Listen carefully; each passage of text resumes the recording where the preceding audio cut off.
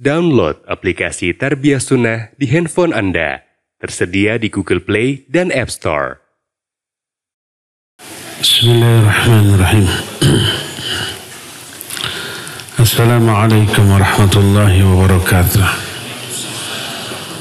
Alhamdulillah. Nahmaduhu wa nasta'inuhu wa nastaghfiruh. Wa na'udhu billahi min syururi anfusina. والسيئات أعمالنا من يهده الله فلا مضل له ومن يضلل فلا هادي له وأشهد أن لا إله إلا الله وحده لا شريك له وأشهد أن محمدا عبده ورسوله يا أيها الذين آمنوا اتقوا الله حق تقاته ولا تموتن إلا وأنتم مسلمون وبعد أيها الإخوة jamaah Masjid An-Nafi Dago yang Allah muliakan, para pendengar Radio Tarbiyah Sunnah Bandung,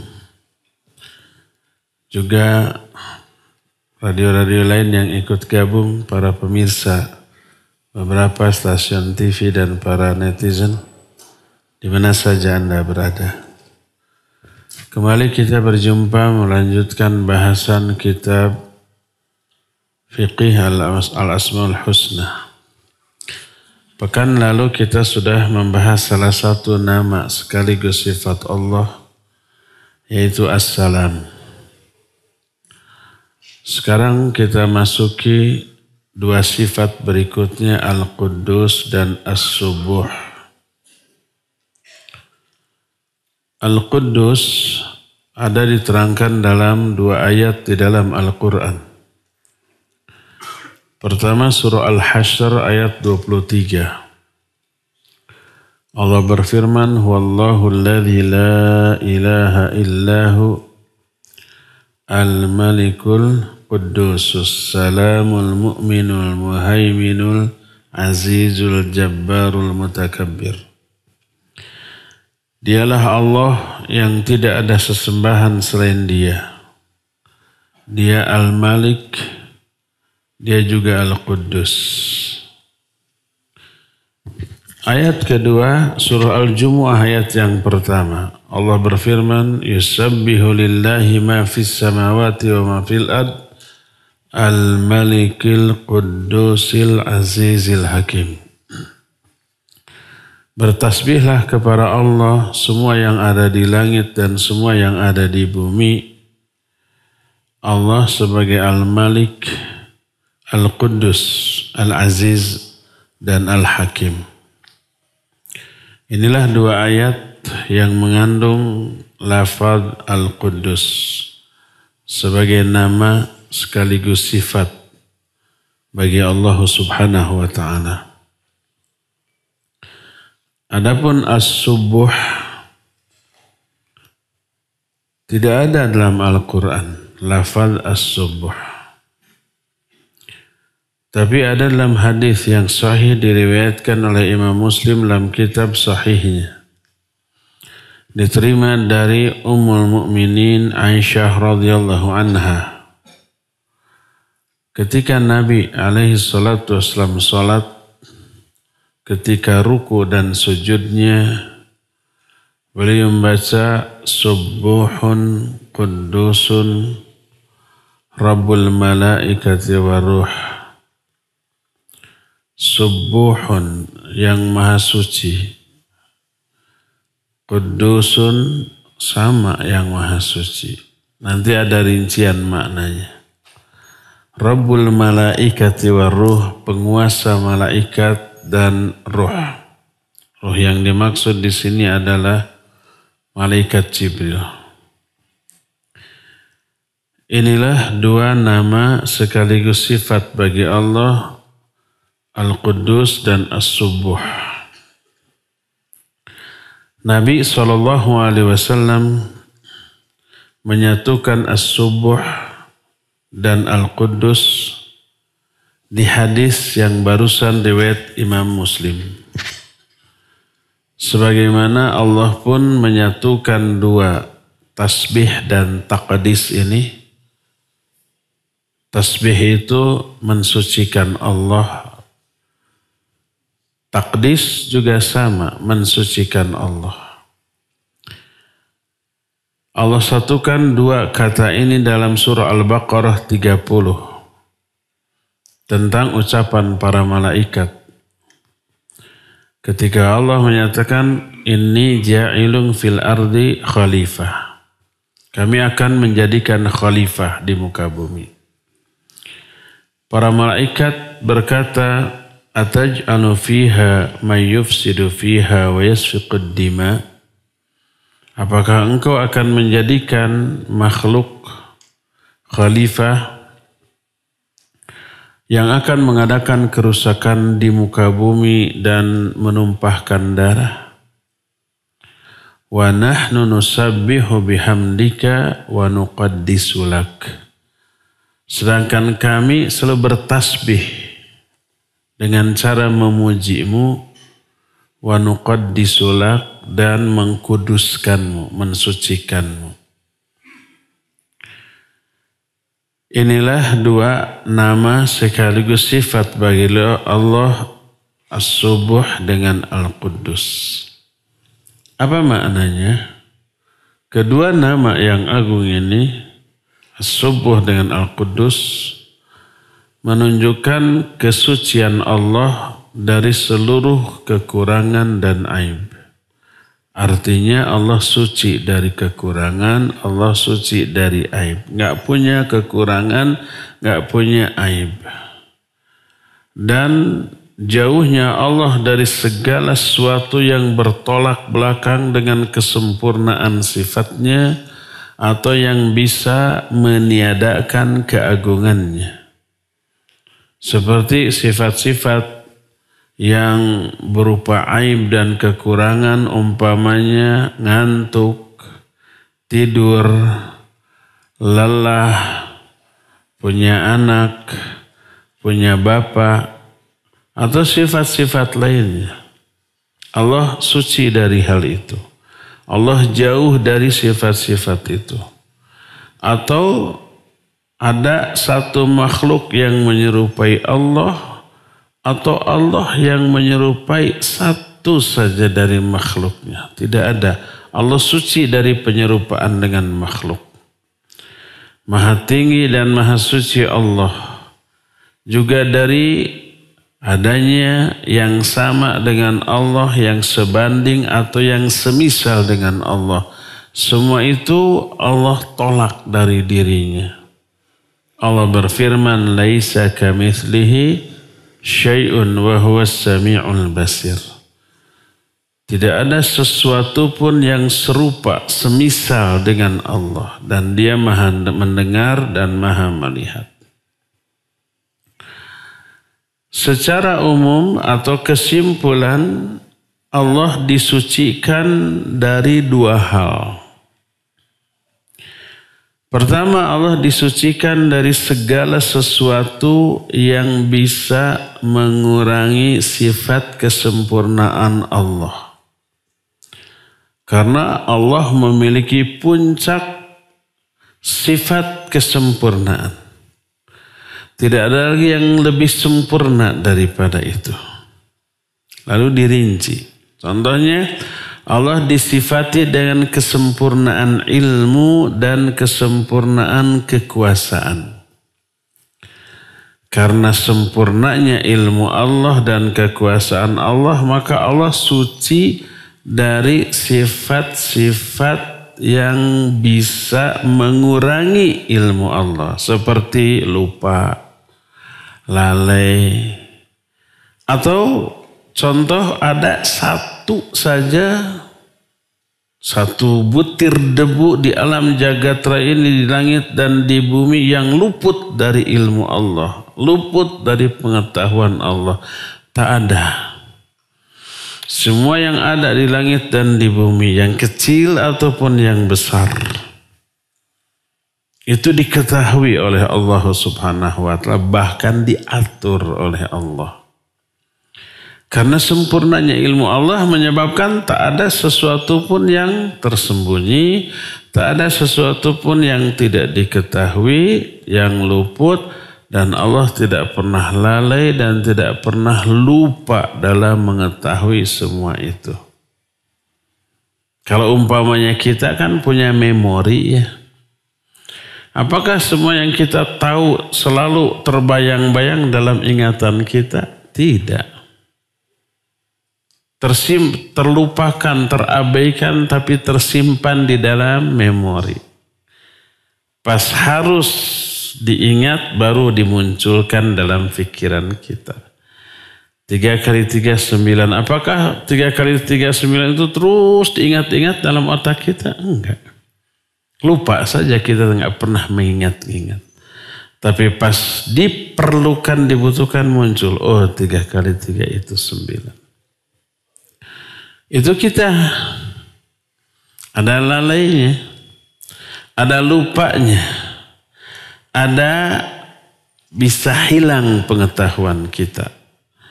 Tapi Allah Azza wa Jalla kesempurnaan ilmunya tidak menyebabkan Allah tidak pernah lupa, tidak pernah lalai.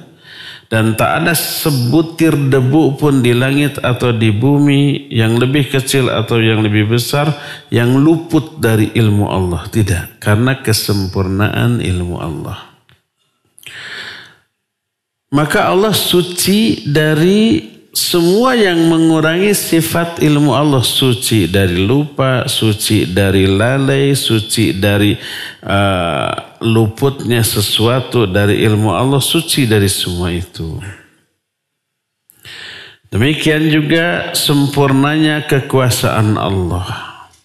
Menyebabkan Allah disucikan dari sifat lemah. Allah tidak lemah. Saking sempurnanya kekuasaan Allah. Allah juga tidak pernah merasa lelah, payah, capek, kesel ataupun pegal. Enggak. Kalau kita ada capeknya, ada lemahnya, ada sakitnya, ada loyoknya, karena tidak sempurnanya kita. Kalau Allah, sempurnanya kekuasaan Allah menyebabkan Allah suci dari kelemahan, kelelahan, kepayahan, cangkel, pegal, dan yang sejenisnya. Tak pernah berkurang. Kita angkat beban 5 kilo dengan tangan kanan. Kuat? Kuat. Coba tahan semenit, 2 menit. Lama-lama tangan kita apa? Lunglai. Terbatas kekuatan kita. Bukan bebannya yang bertambah. Bebannya tetap 5 kilo. Tapi kekuatan kita yang berkurang. Coba lari. Awal-awal sprint bisa kecepatan 20 km per jam. Berapa lama? Semenit, 2 menit. Kesana mah pasti berkurang jalan. Terus ngedeprek. Karena terbatasnya kekuatan kita. Kalau Allah tidak. Allah pun disifati dengan kesempurnaan sifat hidup dan berdiri sendiri.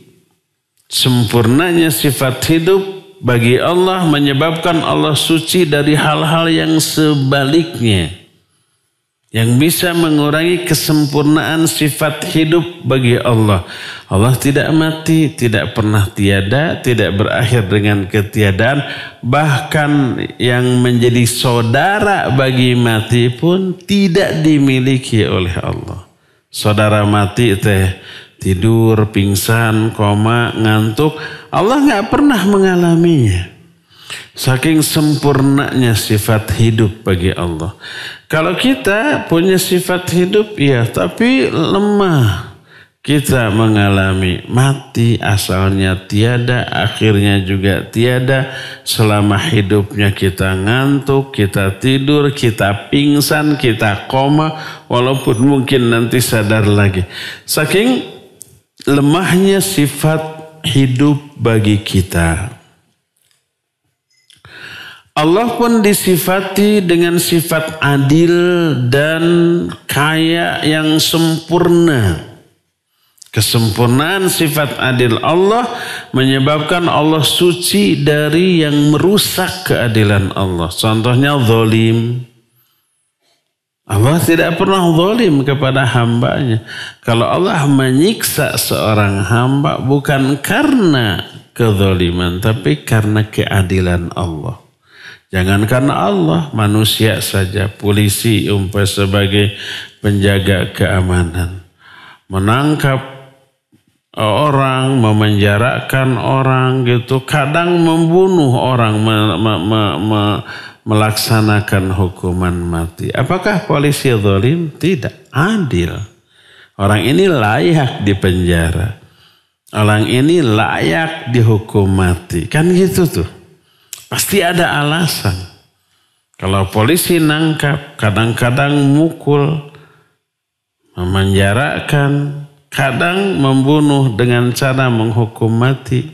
Bukan polisi ya, tapi eksekutor. Regu penembak meren, ya. Nah jadi polisi saja, aparat keamanan saja kalau menghukum orang itu bukan karena zalim, tapi karena keadilan. Karena dia berbuat jahat, melakukan sesuatu yang menyebabkan dia layak dihukum. Itu orang. Apalagi Allah subhanahu wa ta'ala. Bukan membandingkan Allah dengan orang. Kan ada yang protes di IG saya. Jangan samakan Allah dengan dokter atau guru kan gitu. Kenapa dia berkomentar begitu? Karena gak belajar tauhid. Membandingkan Allah dengan manusia terlarang kalau disebut qiyas, tashbih atau tamthil. Menyerupakan. Tapi kalau qiyas aula boleh. Kalau manusia aja bisa begini, apalagi Allah. Itu boleh. Kalau manusia saja dalam melakukan perbuatan yang menyakiti orang lain itu karena adil, seperti penjahat ditangkap, dipenjara, bahkan dihukum mati, itu adil. Itu orang, apalagi Allah. Kalau Allah menyiksa, itu bukan karena kezalimannya, tapi karena keadilan Allah subhanahu wa ta'ala. Apapun yang Allah lakukan kepada makhluk pasti adil. Ada alasan yang harus dipertanggungjawabkan. Dan sifat ghina bagi Allah. Ghina itu kaya. Makna kaya tidak membutuhkan apapun atau siapapun selain dari dirinya. Allah nggak butuh alam ini. Allah nggak butuh makhluk, nggak butuh malaikat, nggak butuh manusia, jin atau binatang atau alam. Bahkan nggak butuh ibadah yang dilakukan oleh manusia, jin ataupun para malaikat. Allah nggak butuh ibadah. Kalau semua manusia ibadah nggak ngaruh ke Allah, tidak menambah kekuasaan Allah. Kalau semua makhluk durhaka nggak mengurangi keagungan dan kekuasaan Allah. Lalu kenapa Allah nyuruh ibadah? Untuk kepentingan manusia itu sendiri. Karena sayangnya Allah kepada manusia. Jadi sifat ghani Allah yang maha sempurna menyebabkan Allah nggak butuh apapun dari aspek apapun. Beda dengan manusia. Makin kaya manusia, makin banyak uang, makin berkuasa, makin berpangkat, makin butuh orang. Dia berpangkat karena ada anak buah. Dia butuh anak buah. Kalau nggak ada anak buah mah nggak ada pangkat bagi dia. Orang kaya triliunan pasti butuh orang. Masa ngepel sendiri, nyetrika sendiri, gitu ngoset WC sendiri. Dia pasti butuh orang lain untuk menghandle semuanya itu. Makin banyak uang, makin banyak kekuasaan, makin butuh banyak orang. Allah mah tidak. Maka jangan difahami para malaikat pembantu-pembantu Allah. Enggak. Nanti ada keterangan. Jadi sifat Allah yang maha sempurna dalam hal kekayaan menyebabkan Allah nggak butuh apapun. Allah pun disifati dengan kesempurnaan sifat hikmah dan rahmah. Katakanlah hikmah itu sifat bijaksana karena ilmu. Penuh pertimbangan, penuh perhitungan. Apapun yang dilakukan, diucapkan enggak sia-sia, bukan iseng, tanpa tujuan. Enggak. Itu hikmah. Maka Allah suci dari sifat yang bisa mengurangi sifat hikmah. Contohnya abath, safah. Abath itu artinya iseng. Kata orang Sunda, pengangguran. Kita kan suka berbuat iseng ya. Bikin umpamanya kapal-kapalan, haha, peleweng. Apa itu? Iseng nganggur, nggak ada pekerjaan kan gitunya, nggak ada tujuan apa-apa. Itu namanya abath. Allah suci dari sifat abath, suci dari sifat safah. Safah itu sama dengan bodoh. Bedanya safah itu kebodohan yang menyebabkan karena kebodohannya melakukan apapun, mengucapkan apapun tanpa pertimbangan baik buruk dari akibat dari apa yang dikatakannya. Ternyata maldharat, ternyata membahayakan, ternyata merugikan. Nah gitu, itu safah namanya. Karena sempurnanya sifat rahmat Allah, Allah tidak pernah melakukan atau menetapkan syariat yang bertolak belakang dengan sifat hikmah dan rahmatnya. Maka semua syariat Allah didasarkan pada ilmu, pada hikmah dan rahmat Allah. Rahmat itu kasih sayang. Semua syariat Allah yang Allah tetapkan demi kepentingan kita karena kasih sayang Allah kepada kita. Ini Allah perintahkan ini. Ini pasti menguntungkan, baik untuk kita. Allah melarang ini. Ini kalau dikerjakan pasti buruk efeknya bagi kita. Makanya Allah larang. Semua syariat Allah ada hikmah. Semua syariat Allah adalah rahmat dari Allah demi kepentingan kita. Walhasil pensucian Allah, disucikannya Allah pertama dari segala sifat yang bisa mengurangi, merusak sifat-sifat kesempurnaan yang dimiliki oleh Allah Subhanahu wa ta'ala. Ini poin yang pertama, Allah disucikan dari aspek itu. Kedua, annahu munazzahun an mumathalati ahadin min khalqih aw yakuna lahu niddun biwajhin minal wujuh. Kedua, Allah juga disucikan dari penyerupaan dengan salah satu makhluknya. Dalam arti nggak ada yang serupa dengan Allah, yang sebanding dengan Allah, yang sekufu, selevel dengan Allah Azza wa Jalla. Allah suci dari hal itu.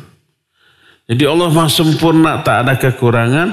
Itu yang pertama. Suci dari kekurangan dan aib.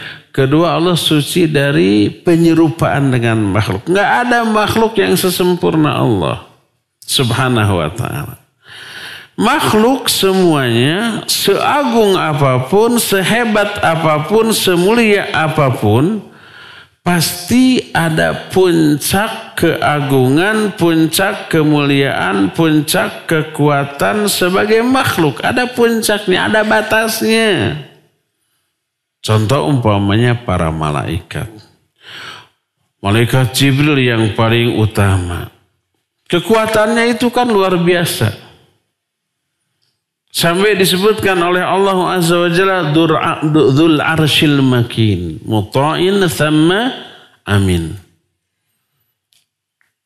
Malaikat besarnya, hebatnya, nggak ada bandingannya dibanding makhluk lain. Tapi ada puncaknya, ada batasnya, ada kelemahannya.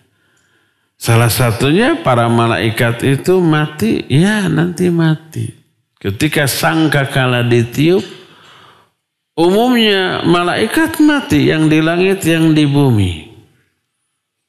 Wa nufikha fis-sur fasaiqa man fis samawati wa man fil ard. Ditiuplah sangkakala, maka matilah semua yang ada di langit dan semua yang ada di bumi. Yang di langit ya para malaikat. Nggak ada makhluk lain di langit selain malaikat. Burung bukan di langit, burung masih di bumi. Superman, Gatot Kaca masih di bumi itu. Kalau ada.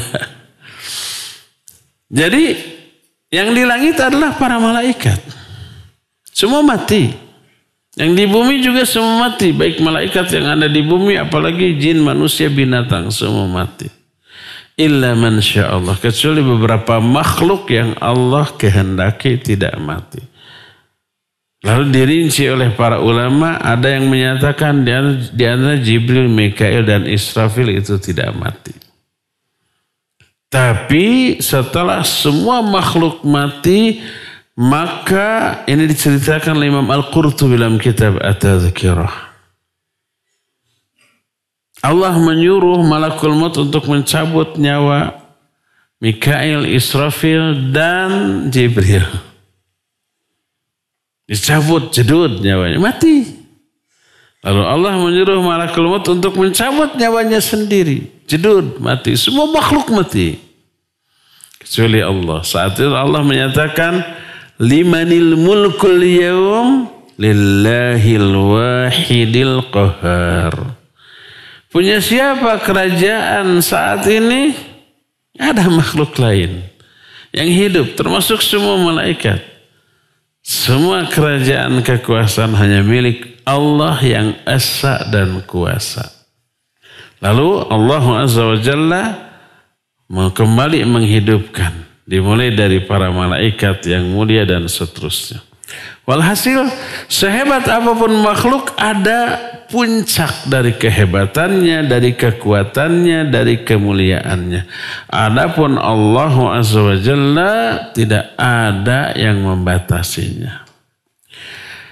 Maka tak ada sesuatu pun yang dekat apalagi serupa dengan Allah. Mendekati sifat Allah pun tidak ada. Bahkan seluruh sifat-sifat yang dimiliki oleh makhluk dibanding sifat Allah Azza wa Jalla yang amat sangat sempurna, maka tak ada apa-apanya. Terlebih seluruh kekuatan, keagungan, kekuasaan yang dimiliki oleh makhluk seperti para malaikat, itu semua diberikan oleh Allah Subhanahu wa ta'ala. Diberi kekuasaan, diberi kekuatan, diberi ilmu, diilhamkan, zahirnya, batinnya, baru mereka memiliki apa yang Allah berikan. Apakah malaikat pembantu-pembantu Allah? Bukan. Tanpa malaikat pun Allah mampu, bahkan gerak dan kekuasaan malaikat pun diatur oleh Allah. Malaikat pun diatur oleh Allah. Tidak hanya alam jagat raya ini yang diatur oleh Allah, malaikat juga diatur oleh Allah. Diberikan kemampuan, kekuasaan, kemuliaan, keagungan oleh Allah Azza wa Jalla. Lalu kenapa Allah menyuruh para malaikat untuk ada yang mengurus langit, ada yang memikul aras, ada yang mengurus planet-planet, benda-benda besar angkasa luar seperti matahari, bulan, bintang, agar beredar pada orbitnya, tidak melenceng, kecepatannya tetap, jarak antara satu dengan planet lain sudah tertentu. Itu malaikat yang mengatur, iya, atas perintah Allah dan kemampuan mereka untuk mengatur Allah yang kasih. Termasuk kita menggerakkan tangan begini, merasa kita yang menggerakkan, apa ini digerakkan oleh malaikat. Termasuk bagian dalam tubuh kita, bagaimana jantung berdegup, bagaimana si paru-paru kembang kempis, bagaimana ginjal, liver, semuanya berfungsi, digerakkan semua oleh malaikat. Itu semuanya diterangkan sebagai penjelasan kepada manusia bahwa segala sesuatu berproses. Tidak instan, tidak ujug-ujug, tidak terpuguh-puguh. Ada proses yang memprosesnya malaikat. Allah memberikan kemampuan kepada malaikat untuk melakukan tugasnya seperti itu. Walhasil Allah Azza wa Jalla disucikan dari penyerupaan dengan makhluknya. Ada makhluk yang menyerupai bahkan mendekati dari sifat Allah Subhanahu wa Ta'ala. Berdasarkan hal itu, maka Allah disucikan dari dua hal. Pertama, suci dari kekurangan dan aib. Yang kedua, suci dari penyerupaan dengan makhluk. Maknanya Allah nggak punya aib, nggak punya kekurangan, nggak punya kesalahan, nggak punya kepenyimpangan. Yang kedua, nggak ada makhluk pun, jangankan menyerupai Allah, menyamai Allah, mendekati sifat Allah pun mereka tidak ada yang mampu. Hal yang perlu diketahui di sini adalah bahwa tasbih kepada Allah dan takdis, maksud tasbih itu pensucian Allah, hanya bisa dilakukan dengan cara dijauhkannya, dinafikannya, ditolaknya seluruh aib dan keburukan dari diri Allah. Plus, ada plusnya. Ada hal yang sebaliknya. Selain Allah disucikan dari semua aib, dari semua kekurangan, wajib disertai dengan menetapkan hal-hal yang membuat Allah terpuji, yang membuat Allah sempurna dalam keterpujiannya. Seperti contoh, Allah wajib disucikan dari sifat zalim. Konsekuensinya wajib menetapkan sifat adil bagi Allah. Allah umpamanya disucikan dari sifat abas. Abasnya suka iseng. Allah gak pernah iseng. Maka wajib ditetapkan sifat hikmah pada diri, lawan dari iseng tadi. Dan begitulah seterusnya. Allah wajib disucikan dari aib dan kekurangan, maka wajib ditetapkan sifat yang sebaliknya dari aib dan kekurangan, yaitu semua sifat-sifat yang menyebabkan Allah layak dipuji. Makanya tasbih selalu disandingkan dengan tahmid.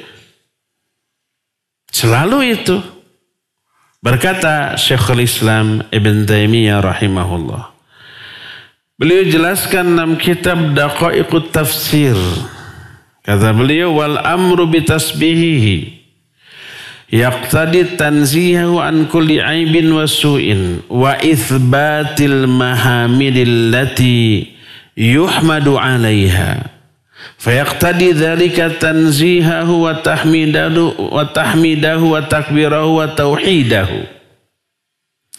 Kata Syekhul Islam, perintah untuk mensucikan Allah mengandung makna Allah wajib disucikan dari semua aib dan keburukan, plus menetapkan sifat-sifat terpuji bagi Allah yang menyebabkan Allah layak dipuji.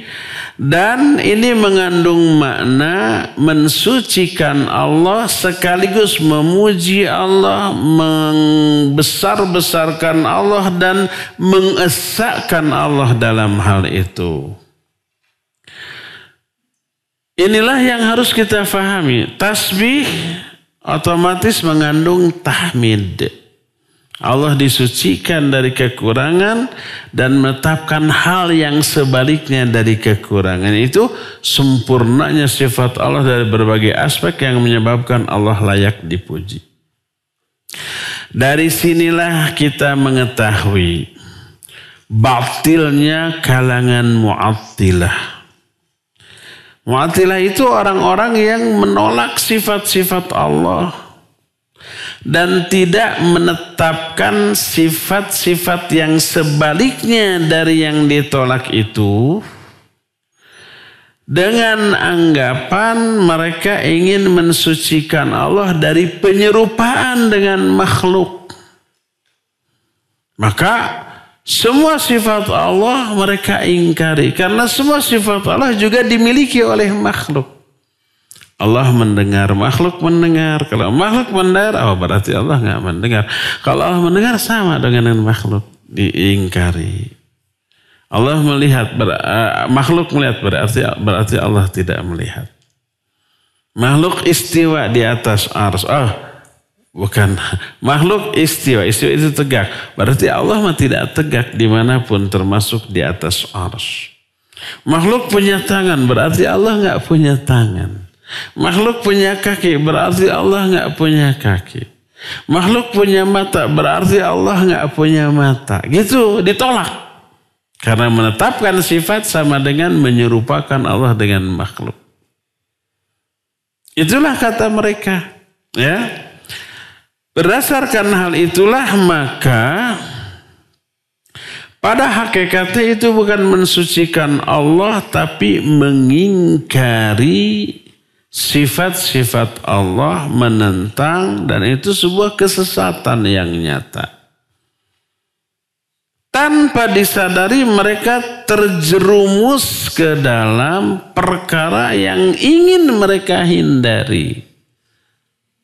Apakah itu? Penyerupaan dengan Allah. Seperti umpamanya kalau makhluk punya mata, Allah nggak punya mata. Setiap mata Allah dari Al-Quran ditakwil dengan makna lain. Kata Allah, tajri bi a'yunina. Perahu Nabi Nuh ngangkleng, tajri bi a'yunina, berlayar dengan pengawasan mata kami. Allah menyebut mata, a'yunina. Kata mereka, a'yun di sini bukan mata hakiki, tapi maksudnya ilmu Allah, pengetahuan Allah. Nanti dikejar lagi. Kan manusia juga berilmu. Kalau Allah berilmu sama dong. Bingung lagi mereka nanti kalau dikejar. Yadullahi fawqa aydihim, itu Quran. Tangan Allah di atas tangan mereka. Allah punya tangan. Kata mereka, enggak. Tangan di sini artinya kekuasaan. Gitu tak?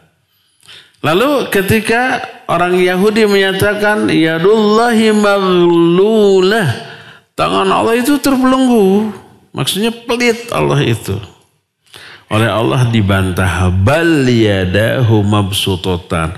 Tangan Allah tidak terbelenggu, tapi tangan Allah terbuka. Allah mengingkari terbelenggunya tangan Allah, tertutupnya tangan Allah, tapi tidak mengingkari tangan Allah. Allah menyatakan bahkan kedua tangan Allah terbuka. Allah tetap menetapkan Allah ada tangan. Oleh kalangan Mu'attilah ditolak. Serupa dengan makhluk. Allah suci dari penyerupaan dengan makhluk. Sok balikin. Kalau Allah nggak punya tangan, apa nggak serupa dengan makhluk? Ada makhluk yang tidak bertangan? Banyak. Lebih hina daripada yang bertangan. Kalau Allah nggak punya mata, apa tidak serupa dengan makhluk? Ada makhluk yang tak punya mata? Banyak, lebih hina daripada yang punya mata. Kalau Allah nggak punya kaki, nggak punya betis, dalam Al-Quran Allah menyatakan, yauma yukshafu an saqin wa yud'auna ila sujudi fala yastati'un. Di hari kiamat Allah menyingkapkan betisnya. Betis siapa? Betis Allah. Allah menyuruh manusia sujud, tapi mereka tidak mampu sujud. Allah punya betis, Allah punya tangan, Allah punya mata. Diingkari, kayak makhluk dong. Memang kalau nggak punya itu semua nggak kayak makhluk. Ada makhluk yang nggak punya semua itu? Ada. Lebih hina. Bukan begitu cara memahami sifat Allah, bukan dengan logika. Tetapkan Allah punya tangan, tapi tangan Allah nggak ada yang sama dengan tangan makhluk manapun. Makhluk dengan makhluk aja tangannya bedanya. Kita punya tangan, congcorang juga punya tangan. Tahu congcorang? Mantis apa? Belalang. Punya tangan sama tangan kita dengan belalang? Enggak. Apa yang beda? Semuanya, bahannya, ukurannya, fungsinya, gitunya berbeda. Mata kita dengan mata para binatang, binatang dengan binatang, makhluk dengan makhluk aja sudah berbeda. Apa yang beda? Semuanya, fungsinya, bahannya, ukurannya, kemampuannya beda. Apalagi dengan Allah Sang Khaliq. Wajib diyakini Allah memiliki tangan. Karena Allah menjelaskan itu, tapi tangan Allah nggak sama dengan tangan makhluknya. Wajib diyakini Allah punya mata. Karena Allah menyatakan begitu. Tapi mata Allah tidak sama dengan mata makhluk manapun. Allah istiwa di atas arsy, wajib kita yakini. Tapi makna istiwanya tidak sama dengan istiwanya makhluk manapun dimanapun. Wajib. Itulah cara memahami sifat Allah. Nah, kalangan Mu'attilah menolak sifat-sifat Allah dengan niat yang bagus. Agar Allah tidak serupa dengan makhluk. Tapi caranya yang keliru. Al-ghayah la tubarrirul wasilah. Tujuan tidak menghalalkan segala cara. Tujuan yang baik harus dicapai dengan cara yang baik. Tujuannya ingin mensucikan Allah dari penyerupaan dengan makhluk. Tapi dia terjerumus ke dalam penyerupaan Allah dengan makhluk yang lebih hina. Plus mengingkari ayat-ayat Allah tentang sifat. Mengingkari sifat-sifat Allah yang Allah tetapkan dalam ayat-ayatnya. Itu tiada lain kecuali pengingkaran, penentangan, kesesatan, dan sikap yang mengada-ada. Itu kata Syekhul Islam Ibn Taimiyah. Berkata Al-Imam Ibn Rajab Al-Hambali rahimahullahu ta'ala ketika menafsirkan surah An-Nasr. Fasabbih bihamdi rabbika wastaghfir. Kata Imam Ibn Rajab, makna ayat ini sabbihu bima hamida bihi nafsuh. Laisa kullu tasbihin bimahmudin. Kama anna tasbihal mu'tazilah yaqtadi ta'tila katsiri minas sifat. Di sini fasabbih bihamdi rabbik. Ada dua perintah. Sucikan Allah dengan cara memuji Allah. Ada dua perintah, disucikan dan dipuji. Kata Imam Ibn Rajab, sucikan Allah dengan cara-cara yang dengan sebagaimana Allah memuji dirinya. Karena tidak setiap tasbih di dalamnya terkandung pujian. Seperti tasbihnya Mu'tazilah. Tasbih itu mensucikan Allah. Kalangan Mu'tazilah ingin mensucikan Allah, tapi dengan menolak semua sifat Allah yang menyebabkan Allah tidak lagi terpuji. Coba umpamanya Allah mendengar, Sami'un Basir Al-Quran. Kalau ayat Al-Qurannya nggak mungkin mereka tolak, tapi ditakwil. Allah mendengar tanpa pendengaran. Allah melihat tanpa penglihatan. Kan liarnya. Itu mereka bilang. Otomatis kalau Allah mendengar tanpa pendengaran, melihat tanpa penglihatan, apa yang membuat Allah terpuji? Seperti itu. Jadi dua perintah, tasbih dan tahmid. Tidak semua tasbih mengandung unsur tahmid. Seperti tasbihnya kalangan Mu'attilah. Di antaranya Mu'tazilah. Mereka ingin mensucikan Allah. Tapi dengan mengingkari sifat, akhirnya Allah tidak memiliki sifat-sifat yang layak dipuji. Kemudian kata beliau masih Imam Ibn Rajab. Idh laisa kullu tasbihin bimahmud. Perkataan tidak semua tasbih itu mengandung pujian. Kalamun fi ghayatil ahamiyah. Ini ucapan yang super penting. Karena apa? Idh inna tasbih Allah biingkari sifatihi wa juhdiha wa adami itsbati amrun la yuhmadu alaihi fa'iluhu. Kenapa? Karena mensucikan Allah dengan cara mengingkari sifat Allah, tidak menetapkan sifat Allah, ini perkara yang membuat Allah tidak memiliki sifat-sifat untuk dipuji. Bahkan menjadi kesannya tercela. Maka orang yang mensucikan Allah dengan cara mengingkari sifatnya, dia telah keluar dari tasbih dan tahmid Allah subhanahu wa ta'ala. Yang ada dia mengingkari, menentang, meniadakan sifat-sifat Allah subhanahu wa ta'ala. Dan Allah berlepas diri dari orang-orang seperti itu. Sebagaimana firman-Nya dalam surah As-Saffat ayat 180, 182. Subhana rabbika rabbil izzati amma yasifun. Wa salamun alal mursalin. Walhamdulillahi rabbil alamin. Subhana maha suci, Rabbika Rabbu, Rabbil izzati yang memiliki kemuliaan, amma yasifun suci dari apa-apa yang mereka tetapkan. Wassalamun al mursalin dan semua keselamatan terlimpah kepada para rasul. Walhamdulillahi rabbil alamin dan segala puji bagi Allah penguasa semesta alam. Lihat, dalam ayat ini Allah mensucikan dirinya dari apa-apa yang disifatkan oleh orang-orang yang menentang dakwah para rasul. Lalu Allah bersalam kepada para rasul yang selamat dari ucapan mereka tentang hak Allah Azza wa Jalla, selamat dari kekurangan dan aib.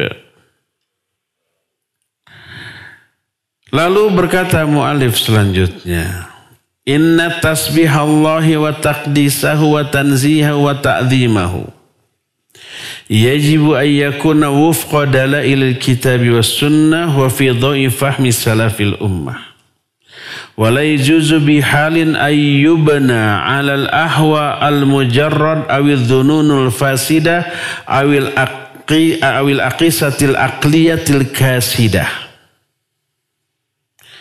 Kemudian tasbih, pensucian kepada Allah atau pengagungan kepada Allah wajib sesuai dengan dalil Quran dan Sunnah berdasarkan pemahaman generasi salaf dari umat ini. Tidak boleh mentasbih, mentahmid, mentakzim Allah dibangun di atas landasan hawa nafsu atau dugaan atau qiyas yang didasarkan pada pemikiran akal, sebagaimana kalangan Mu'attilah melakukan hal tersebut dan mereka menganggap bahwa mereka mensucikan Allah dari penyerupaan dengan makhluk. Maka siapa orang yang dalam bab tasbih dan ta'zim bersandar kepada hawa nafsunya, tidak bersandar kepada petunjuk dari Allah, dia tergelincir dalam bab itu dan terjerumus ke dalam berbagai macam jenis kebatilan dan kesesatan. Dan siapa orang yang Allah selamatkan dari metodologi seperti itu dalam hal tasbih, orang itu sudah ditunjuki ke jalan yang lurus. Tasbih adalah ketaatan yang agung, ibadah yang mulia, paling dicintai oleh Allah yang Maha Rahman dan berefek memberikan bobot berat timbangan kebaikan yang sangat hebat pada hari kiamat. Kan semua amal kita nanti ditimbangnya. Semua amal kita menghasilkan pahala. Pahala ini nanti ditimbang. Bagaimana cara menimbang pahala? Kan pahala abstrak. Tidak real, tidak konkret. Tidak berwujud kan gitunya. Nanti sebenarnya dijelaskan di dalam Di hari Jumat sore itu membahas kitab Mukhtasar Ma'arijil Qabul. Ada 3 tuh yang ditimbang nanti. Pertama, pahala dari semua amalan. Amalan apapun yang kita lakukan melahirkan pahala. Kau pahala bisa ditimbang? Kata Ibnu Abbas radhiyallahu anhuma, kullu thawabi a'mali ibni Adam mujassimatun yaumal qiyamah.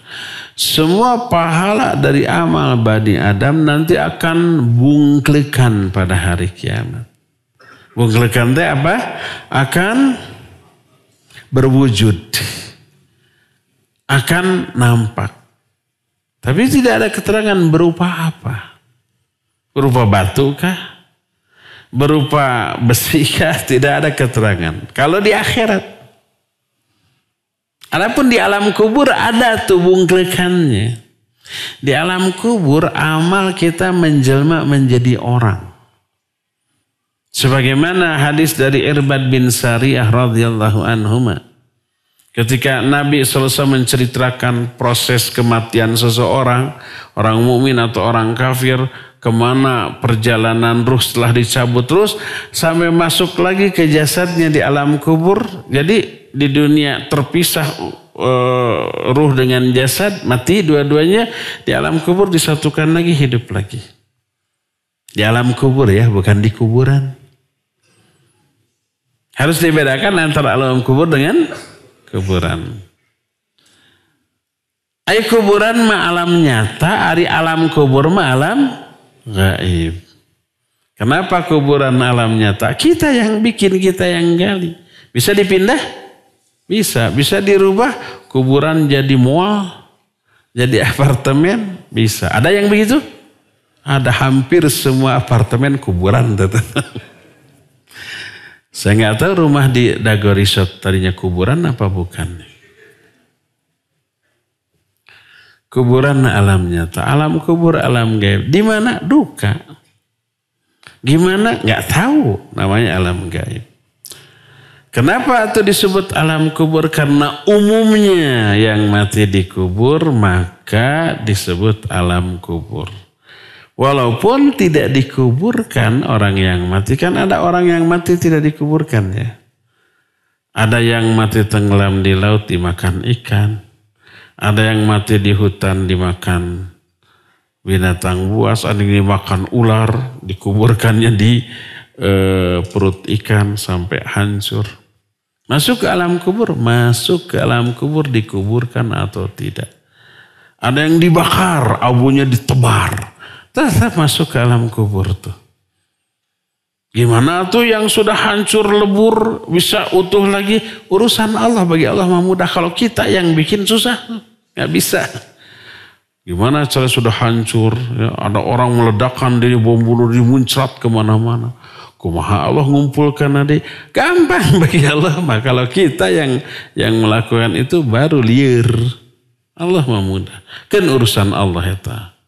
Bagaimana cara Allah menyatukan kembali jasad yang sudah hancur, lalu si ruhnya dimasukkan lagi ke jasadnya di alam kubur, hidup lagi, bangkit berdiri. Jangan diakal-akal, bagaimana bisa bangkit kan? Katindihan ku tanah, itu mah kuburan, bukan di alam kubur. Ini di alam kubur, beda lagi. Ditanya, kalau orang mukmin dia bisa jawab. Setelah bisa jawab, diluaskan di alam kubur. Alam kuburnya sejauh mata memandang. Kuburan anggar 2x1. Datang orang yang wajahnya baik, pakaiannya baik, wanginya harum, tata bicaranya, sikapnya santun, menyenangkan, mendoakan kebaikan, mengucapkan selamat ke orang mukmin ini di alam kuburnya. Orang mukmin ini bertanya, man ant? Fawajhuka al-wajhul ladzi ya'ti bi khair. Kamu ini siapa? Wajahmu itu wajah yang datang dengan membawa kebaikan, menyenangkan. Dia menjawab, ana amaluka soleh. Aku amal solehmu waktu di dunia. Tuh, amal solehnya bungklekan, berwujud menjadi orang yang menyenangkan. Kalau orang kafir atau orang fasik setelah ditanya nggak bisa menjawab, disiksa, kemudian dibukakan pintu menuju neraka, kemudian hawa neraka mengalir kepada dia, muncul orang. Orang ini bau luar biasa. Wajahnya buruk, badannya buruk, ekspresinya pikas sebelen, sikapnya rese. Orang fasik, orang kafir ini bertanya, man anta? Fawajhuka al-wajhul ladhi ya'ti bisyarr. Kamu ini siapa? Wajahmu itu adalah wajah yang datang dengan membawa keburukan. Sieun saya mah. Orang ini menjawab, ana amalukal khabith. Aku amal burukmu waktu di dunia. Menjelma tuh jadi orang. Kalau di kuburan, di alam kubur, bukan di kubur. Di alam kubur ada keterangan amalnya menjelma menjadi orang. Kita boleh memilih ingin ditemani di alam kubur dengan orang kayak gimana. Boleh milih, bebas. Kalau kita ingin ditemani oleh orang yang nyenengin tadi, oleh yang bagus, perbagus amal kita di dunia. Jangan saya memilih yang bagus, tapi pikas sebelen di dunia. Maka akan diberi orang yang pikas sebelen juga. Ya. Di akhirat nggak ada keterangan ini berupa apa. Yang jelas bungklekan. Lalu pahala yang bungklekan ini ditimbang. Termasuk tasbih dan tahmid. Amal soleh berupa zikir yang agung yang membuat timbangan amal kebaikan kita sangat berat. Sebagaimana sabda Rasul sallallahu alaihi wasallam dalam hadis sahih riwayat Bukhari dan Muslim, kata beliau, kalimatan khafifatani 'alal lisan, thaqilatani fil mizan, habibatani ilar rahman. Dua kalimat enteng di lisan, berat di timbangan, sangat dicintai oleh Allah yang Maha Rahman. Apa dua kalimatnya? Subhanallah wa bihamdihi subhanallahil azim. Tasbih dan tahmid. Subhanallah, Maha Suci Allah, ini tasbih. Makna tasbih, Allah suci dari kekurangan dan aib. Wa bihamdihi, ini tahmid, pujian Allah. Karena keagungan dan kesempurnaan sifat-sifat yang dimilikinya.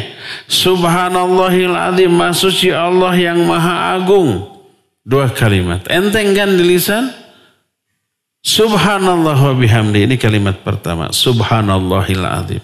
Ini kalimat kedua.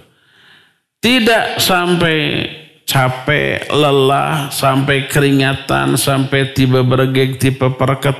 Nggak perlu kuota, nggak perlu pulsa, nggak perlu wifi untuk mengucapkan kalimat ini. Kamu nggak pernah zikir, habis kuotanya. Ada yang begitu? Enggak. Emangnya internet? Tinggal ucapkan subhanallah wa bihamdi subhanallahil azim. Ini kalimat diucapkan secara terus-menerus oleh para malaikat. Rasul sallallahu alaihi wasallam menyatakan, ala, mau enggak kalian bertasbih, berzikir kepada Allah seperti zikirnya para malaikat di hadapan Allah? Kata para sahabat, mau ya Rasulullah. Ucapkan subhanallah wa bihamdihi subhanallahil azim. Ini yang dianjurkan dibaca ketika tawaf. Perbanyak tasbih dan tahmid.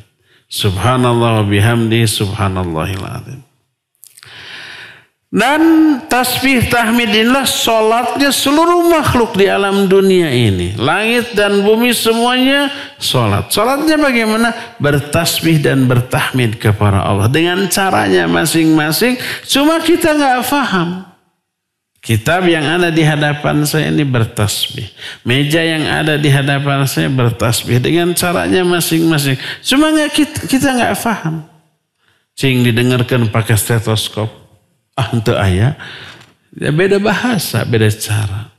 Tapi tahu, wajib yakin ini tasbih. Dari mana kita tahu? Allah yang mengatakan.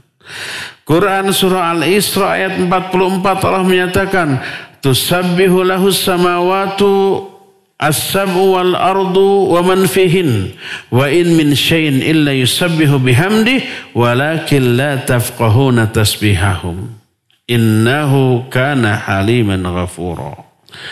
Kata Allah, bertasbihlah kepada Allah. Langit yang 7 dan bumi yang 7 beserta isinya. Semuanya bertasbih. Wa in min syai'in, tidak ada satu benda pun illa yusabbihu bihamdih, kecuali semua benda itu bertasbih kepada Allah serta memujinya. Walakin la tafqahuna tasbihahum, tapi kalian tidak faham tasbih mereka. Burung bertasbih, jangkrik bertasbih. Apakah krik-krik-krik itu subhanallah? Wallahu a'lam. Mungkin iya, mungkin itu tuh memberitahukan posisi dirinya ke pasangannya, mungkin wallahu a'lam. Tapi mereka juga bertasbih dengan caranya masing-masing. Dan hebatnya nih, dengan tasbih dan tahmid seluruh makhluk diberi rizki oleh Allah Azza wa Jalla. Seluruh binatang diberi rezeki karena tasbih yang mereka lakukan dengan bahasa mereka, dengan cara mereka yang Allah ilhamkan kepada mereka. Beda dengan tasbihnya kita. Tasbihnya kita baca subhanallah wa bihamdi subhanallahil azim.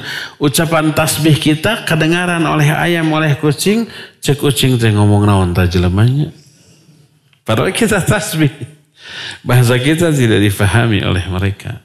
Sebagaimana bahasa mereka tidak dipahami oleh kita. Tapi yang jelas bertasbih. Karena tasbih dan tahmid seluruh makhluk diberi rizki oleh Allah Azza wa Jalla. Sebagaimana diterangkan dalam salah satu hadis dari Abdullah bin Amr bin As radhiyallahu anhuma. Dari Nabi SAW, beliau berkata bahwa Nuh berkata kepada anaknya. Ketika ini anaknya yang mukmin, kalau anaknya yang kafir dengan istrinya, istri Nabi Nuh, itu sudah mati tenggelam. Ini anaknya yang mukmin ada, yang ikut ke perahu Nabi Nuh. Semua manusia yang hidup sekarang adalah turunan orang-orang yang hidup di atas perahu Nabi Nuh. Selain itu mati semuanya tuh. Termasuk binatang, ya. Binatang yang ada sekarang turunan dari binatang-binatang yang dinaikkan ke perahu Nabi Nuh. Dzurriyyata man hamalna ma'anu innahu kana 'abdan syakura. Semua manusia itulah anak-anak turunan dari orang-orang yang kami selamatkan di atas perahu Nabi Nuh. Kita juga termasuk turunan salah satu, entah yang mana ya nggak tahu. Beda, saya mungkin ini, antum itu mungkin ya, entah yang mana. Mungkin aja kita satu turunan, tapi entah yang mana. Nah, semua makhluk diberi rezeki karena tasbih dan tahmid. Nabi Nuh berkata kepada anaknya ketika Nabi Nuh mau mati, kata beliau, amuruka bila ilaha illallah. Fa inna samawati sab'i wal ardina sab'i law wudiyat fi kifatin wudiyat la ilaha illallah fi kifatin rajahat bihinna la ilaha illallah.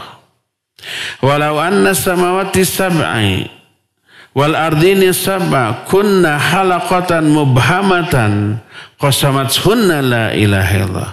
Wa subhanallah wa bihamdihi fa innaha salatu kulli syai'in wa biha yurzaqul khalqu. Kata Nabi ke anaknya, ini wasiat mau mati ini.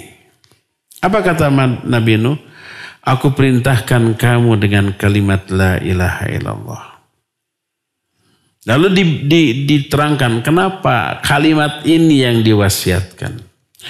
Karena seandainya langit yang 7 beserta bumi yang 7. Kebayangkan gedenya. Disimpan di satu daun timbangan. Lalu kalimat la ilaha illallah disimpan di daun timbangan lain. Lalu ditimbang 7 lapis langit dan bumi ditimbang dengan satu kalimat la ilaha illallah. Rajahat bihinna la ilaha illallah. Akan lebih berat kepada la ilaha illallah. Maknanya apa? Pahala yang lahir dari kalimat tauhid lebih berat daripada langit yang 7, bumi yang 7. Dosa kita sebanyak apa? Sebanyak langit yang 7 atau sebanyak langit dan bumi, 1 langit dan 1 bumi, masih kalah sama beratnya pahala dari kalimat tauhid. Lalu beliau melanjutkan, seandainya langit yang 7 dan bumi yang 7, kemudian mereka itu akan terkalahkan dengan la ilaha illallah. Dari segi bobot, dari segi berat. Lalu beliau menyatakan, subhanallah wa bihamdihi, solatnya seluruh makhluk. Dengan 2 kalimat itulah seluruh makhluk dibeli rizki. Dengan tasbih dan tahmid. Hadis ini riwayat Imam Ahmad, juga Imam Bukhari dalam kitab Al-Adabul Mufrad yang menunjukkan dahsyatnya tasbih dan tahmid sebagai zikir yang agung. Ya, inilah penjelasan tentang maha sucinya Allah, baik suci dalam lafaz subuh ataupun kudus. Subuh melahirkan tasbih, kudus melahirkan takdis, dan dua-duanya maknanya mensucikan Allah dari 2 sisi. Pertama, dari sisi Allah suci dari kekurangan dan aib.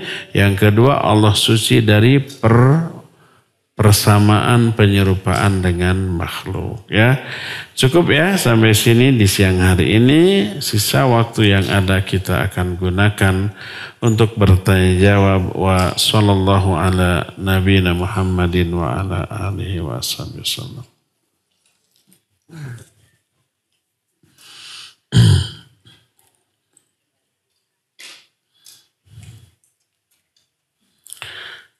Jika semua gerakan amalan kita digerakkan oleh malaikat, jika ada manusia yang melakukan dosa besar, apakah malaikatnya kalah dengan setan atau bagaimana?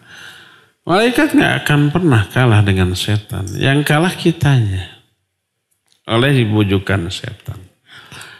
Malaikat itu beragam perannya. Ada malaikat korin, mendampingi kita, membisikkan kebaikan, mengajak kepada kebaikan.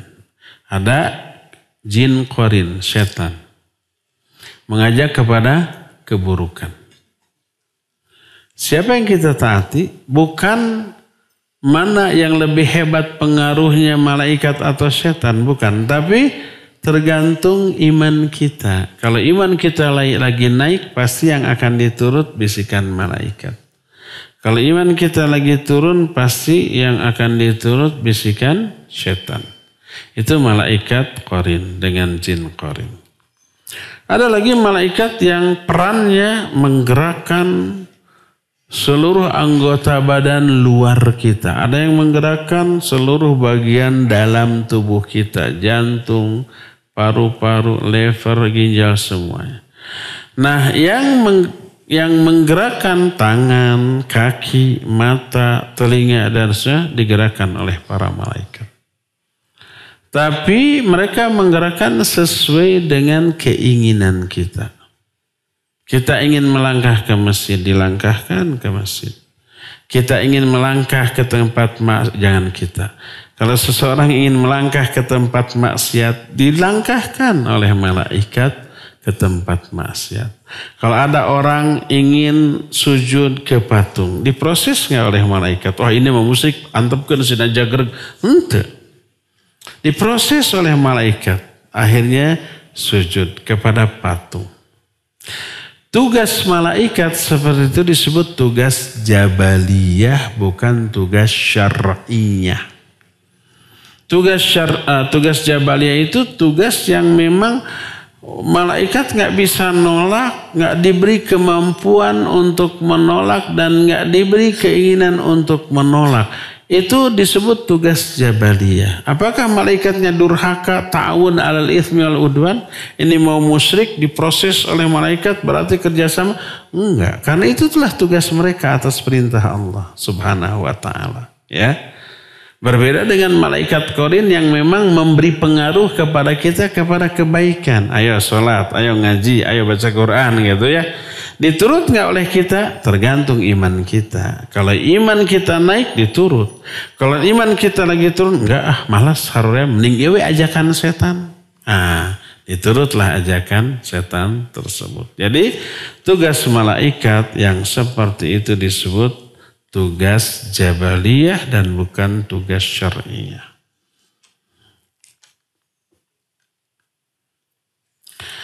Ustaz, setiap kali saya mendengar atau membaca tangan Allah, mata Allah, maka yang terbayang adalah hakikat mata dan tangan seperti milik manusia. Itu yang salah. Kalau congcorang mendengar itu murun seperti congcorang. Dan seterusnya. Itu yang keliru. Hal ini terjadi secara otomatis. Berarti karena kurangnya pemahaman yang benar tentang tauhid asma wa sifat. Apakah ini dosa dan bagaimana menghilangkan pikiran tersebut? Ya, ini tadi pelajari. Memang Allah bertangan, tapi tangan Allah tidak sama dengan tangan manusia atau makhluk lainnya. Ya, sehingga nggak boleh dibayangkan. Rasul SAW menyatakan, tafakkaru fi khalqillah. Dalam riwayatnya tafakkaru fi ala'illah wa la tafakkaru fi dhatillah fa innakum lan taqdiru qadrah. Berfikirlah kamu tentang makhluk Allah, tentang ciptaan Allah, tentang nikmat Allah. Tapi jangan sekali-kali kamu berpikir di sini membayangkan, menghayalkan tentang zat Allah karena kamu tidak akan mampu ya untuk menjangkaunya. Apakah jika lawan bicaranya seringkali merasa kurang nyaman? Ulangi. Izin bertanya Ustaz, jika ada orang yang memang kepribadiannya senang bercanda, tukang heureuy. Apakah jika lawan bicaranya seringkali merasa kurang nyaman atau sakit hati karena merasa direndahkan dengan candaannya itu, maka orang tersebut telah melakukan dosa lisan? Iya, bercanda boleh. Tapi jangan menyakiti. Mungkin bercandanya ada hinaan, ada celaan. Walaupun terdengar lucu. Seperti para pelawak untuk memancing kelucuan kadang-kadang harus menghina lawan mainnya ya. Merendahkan lawan mainnya. Orang ketawa. Lawan mainnya sakit hati digituin. Ada pelawak yang ketika melawak sakit hati. Ada, cuma lagi live-nya tidak diungkapkan karena harus profesional. Tapi di belakang itu tadi saya sakit hati sama dia. Bahkan ada semacam talk show gitu. Walaupun isinya komedi yang isi dari pertanyaan atau sindirannya menyinggung lawannya lalu langsung otomatis mengungkapkan ketidaksukaannya. Ada. Dosa. Karena apa? Menyakiti, mengganggu ya. Falyakul khairan au liyasmut. Bicara yang baik atau diam. Bercanda boleh, tapi jangan kelewatan. Untuk mengenal Allah kita harus berilmu, dan untuk berilmu kita harus rajin datang ke kajian. Tapi rajin ke kajian dijadikan dalil oleh suami anak untuk poligami dan nikah diam-diam. Bukan ngajinya yang salah.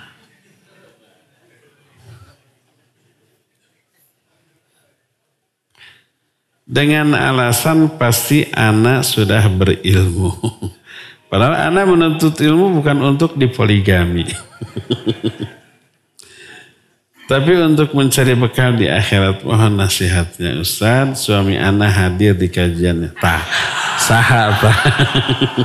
Saha ya.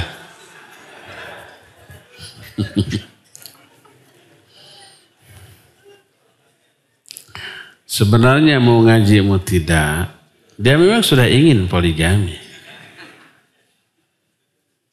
Ngajinya dijadikan alasan biar syar'i. Pertama, hukum poligami itu untuk ikhwan ya. Ahwat tutup kuping dulu. Nanti ada gilirannya untuk akhwat. Hukum poligami itu sama dengan hukum menikah bagi bujang. Hukum asal disyariatkan. Pemuda yang jomblo disyariatkan nikah. Ya ma'syaras sabab. Man istata'a minkumul ba'ah falyatazawwaj. Falyatazawwaj. Hai pemuda, para pemuda. Siapa di antara kalian yang sudah punya kemampuan nikah, silakan nikah. Ada anjuran. Tidak boleh menjomblo selamanya. Naha Rasul SAW anitabattul. Nabi SAW melarang dari tabattul. Tabattul itu menjomblo. Seumur hidup tidak nikah. An-nikahu sunnati. Faman raghiba an sunnati falaysa minni. Nikah itu sunnahku. Siapa yang tidak suka sunnahku, dia bukan umatku. Disyariatkan pemuda. Dan yang sudah beristri disyariatkan poligami. Ayat dan hadis. Ayatnya fankihu ma taba lakum minan nisa mathna wa thulatha wa ruba'. Nikahilah wanita-wanita yang kamu sukai dua dulu, 2, 3 atau 4. Fa in khiftum alla ta'dilu fa wahidah. Kalau kamu yakin kamu tidak bisa berbuat adil, baru 1. 1 itu jurus terakhir. Jurus awalnya 2, 3, 4 dulu. Dan ini dikupas oleh para ulama, di antaranya Syekh bin Baz itu menyusun 1 kutaib. Judulnya Fadlu Ta'addudi Zaujat. Keutamaan berpoligami. Ahwat, tutup kuping dulu ini untuk ikhwan. Berdasarkan ayat dan hadis, di antaranya Nabi SAW ketika ada para sahabat dari waktu hijrah ke Madinah datang, ya Rasulullah, saya ada banyak, lebih dari 4. Apa yang harus saya lakukan? Nabi memberikan petunjuk terbaik. Kata beliau, ambil 4, ceraikan sisanya. Nah itu menunjukkan terbaik.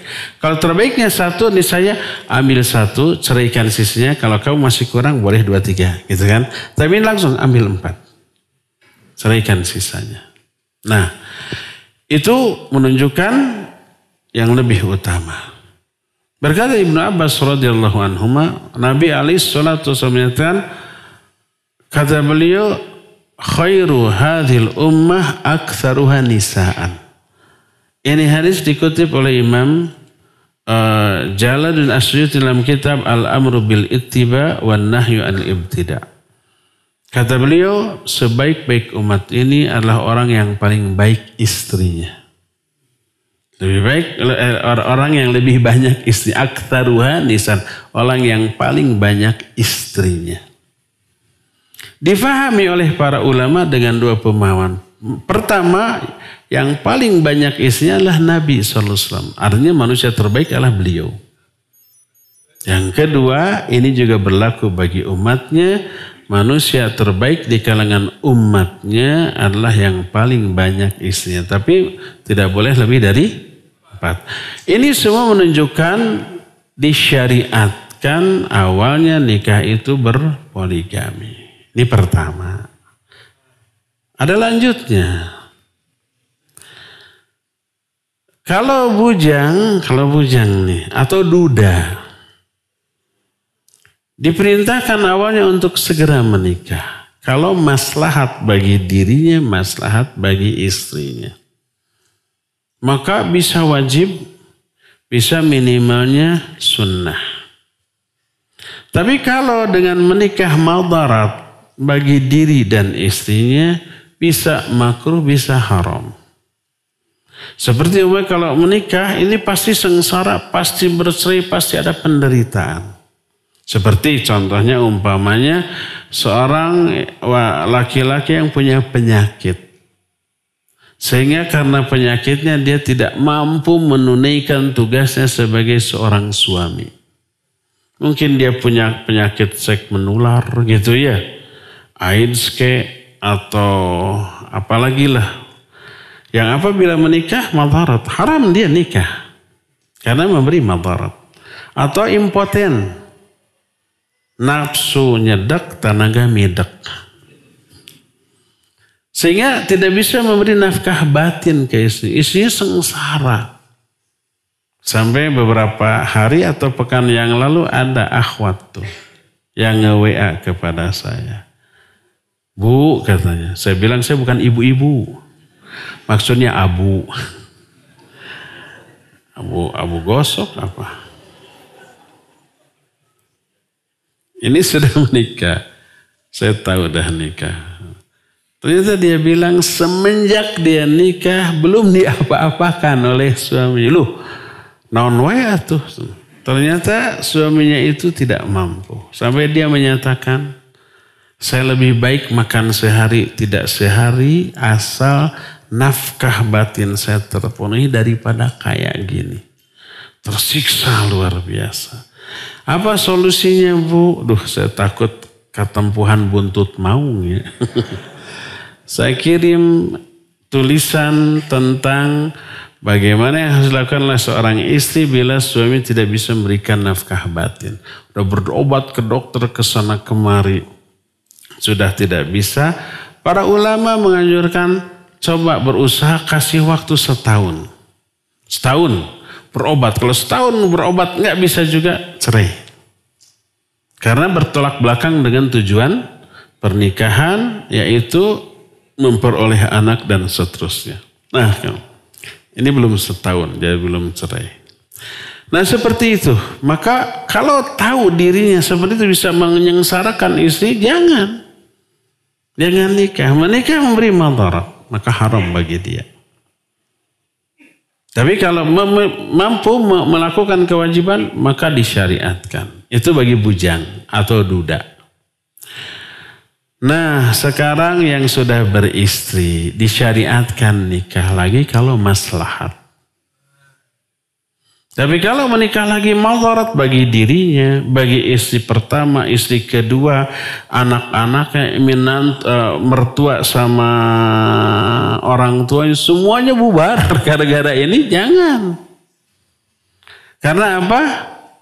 Tujuan utama pernikahan itu liyuqima hududallah, untuk menegakkan hukum-hukum Allah dalam diri, keluarga, dan orang-orang terdekatnya. Tapi kalau dengan menikah ini malah bubar, jangan. Jadi kalau umpamanya menikah lagi maslahat, silakan. Umpamanya istrinya sudah tidak bisa menunaikan kewajibannya. Kalau nggak nikah lagi, dia terancam dengan dua hal. Pertama, bisa terjerumus ke dalam perzinahan. Karena itu kan kebutuhan biologis seperti kebutuhan makan dan minum. Kalau nggak makan, lapar aja nggak? Kalau nggak minum, haus.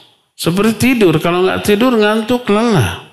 Ini juga begitu. Kalau nggak terpenuhi, itu berbahaya. Bisa terjerumus ke dalam perzinahan. Itu yang pertama. Yang kedua, secara kesehatan.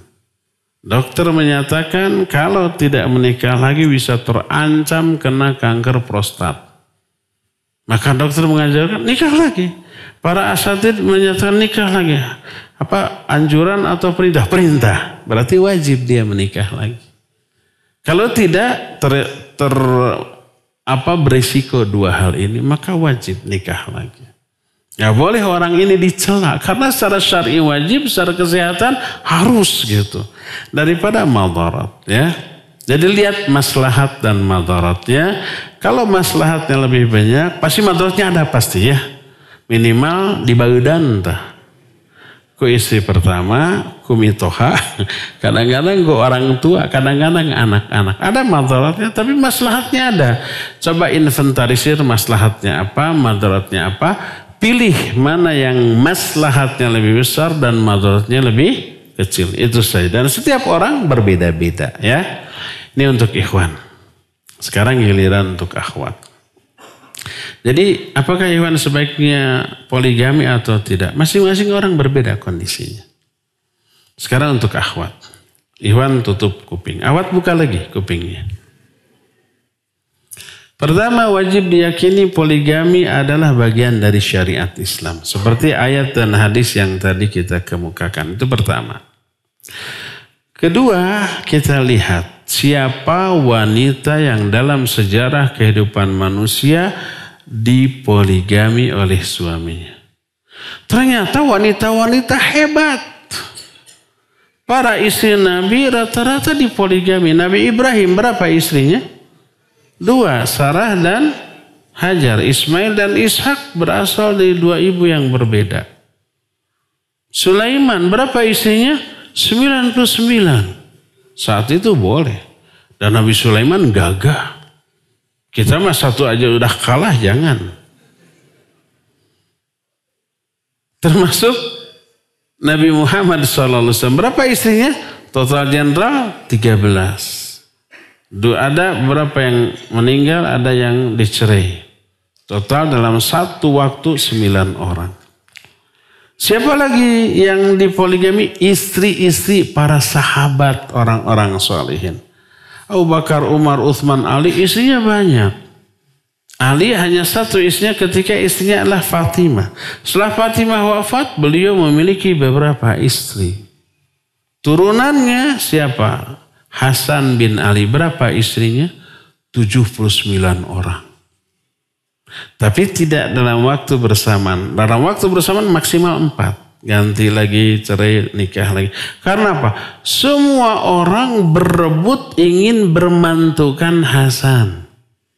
Pertama orang soleh, kedua gagah, kasep, katilu ingin cucunya mendapat sambungan keturunan kepada Rasul. Ingin menjadi habaib gitulah. Dan itu dimuliakan. Nah makanya berebut orang tuh. Mulung mantu ke beliau. Ya. Seperti itu tuh. Ternyata wanita-wanita yang dipoligami hanyalah wanita-wanita yang hebat. Wanita-wanita pilihan Allah. Nggak sembarang perempuan diberikan ujian seperti ini.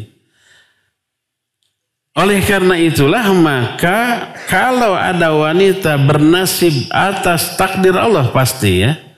Dipoligami berbahagialah. Ternyata dia berada pada barisan wanita-wanita terbaik. Senasib dengan Aisyah radhiyallahu anha, dengan Hafsah, dengan Zainab, dengan Sofia, dengan wanita-wanita yang pilihan Allah disandingkan dengan manusia terbaik.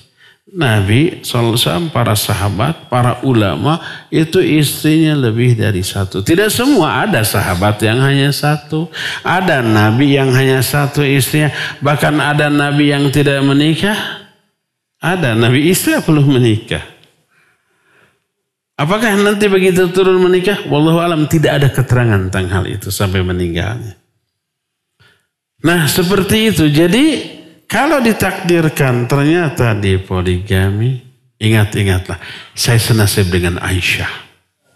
Saya senasib dengan Hafsah. Saya senasib dengan istrinya Nabi Ibrahim, Nabi Sulaiman, dan para nabi yang lainnya. Oh ternyata saya bukan wanita sembarangan. Saya wanita luar biasa. Saya wanita istimewa, diistimewakan oleh Allah dengan cara dipoligami seperti istimewanya para istri yang lainnya. Mau nggak jadi wanita luar biasa? Enggak. Mending jadi wanita biasa aja gitu ya. Sudah habis waktunya, masih banyak pertanyaan. Mohon maaf untuk tidak bisa menjawab semua gara-gara pertanyaan poligami panjang ting jawabannya. Kita jumpa lagi nanti di hari Selasa yang akan datang. Subhanakallahum bihamdik asyhadu an la ilaha illa anta astaghfiruka wa atubu ilaik. Walhamdulillahirabbil alamin. Wassalamualaikum warahmatullahi wabarakatuh.